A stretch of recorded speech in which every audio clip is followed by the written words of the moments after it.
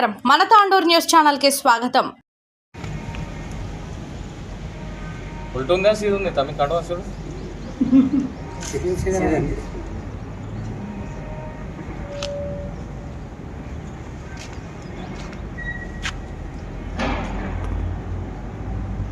ఈరోజు తెలంగాణ రాష్ట్ర వ్యాప్తంగా గ్రామ పంచాయతీ కార్మికులకు వేతనాలు పెంచాలని, అదేవిధంగా కాంగ్రెస్ ప్రభుత్వం అధికారంలోకి రాకన్నా ముందు మేము అధికారంలోకి వస్తే ఖచ్చితంగా 18,000 రూపాయలు ఇస్తామని చెప్పడం జరిగింది. వాళ్ళ మేనిఫెస్టోల గిట్ట రాసుకోవడం జరిగింది. మన సమ్మెల దగ్గరికి, మనం చేసే పోరాటాల దగ్గరికి ప్రతిపక్షంగా ఉన్నప్పుడు ఇదే మంత్రి సీతక్క గారి గిట ఇప్పుడు ఏదైతే పంచాయతీరాజ్ శాఖ మంత్రిగా కొనసాగుతున్నటువంటి పరిస్థితి ఉంది. జనవరి 1 నుంచి ఏదైతే గ్రామ పంచాయతీ వర్కర్లందరికీ గిట అకౌంట్లో వేతనం ఇస్తామని చెప్పడం జరిగింది. ఇప్పటికే 2 నెలలు గడిచింది, ఇంతవరకు గిట కరెక్ట్గా అకౌంట్లో రావడం లేదు.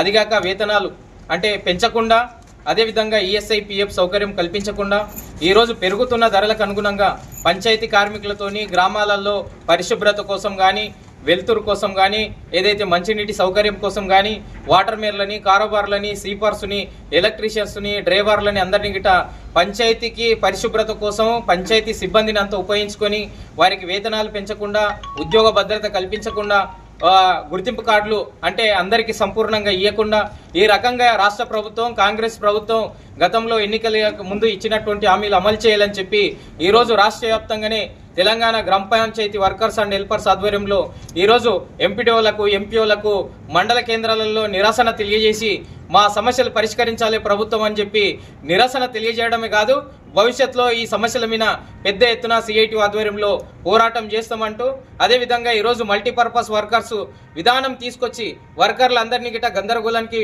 ఏర్పరుస్తున్నటువంటి పరిస్థితి ఉంది.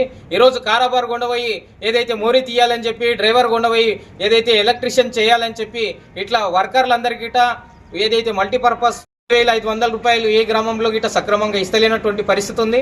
అందుకనే ఈ అన్ని గిట్ట ఏదైతే ఈఎస్ఐ కానీ, పిఎఫ్ కానీ, రిటైర్మెంట్ బెనిఫిట్స్ కానీ ఈ సమస్యల మీద గ్రామ పంచాయతీ వర్కర్లందరి గిట్ట ఈరోజు పెద్ద ఎత్తున రాష్ట్ర వ్యాప్తంగా అందరూ ఎంపీడీఓ ఆఫీసుల ముందు నిరసన తెలియజేయడం జరిగింది. కాబట్టి అందులో భాగంగా మన తాండూరు పట్టణంలో గిట మన సమస్యలతోని కూడుకున్నటువంటి వినతిపత్రం అధికారులకు ఇవ్వడం జరిగింది.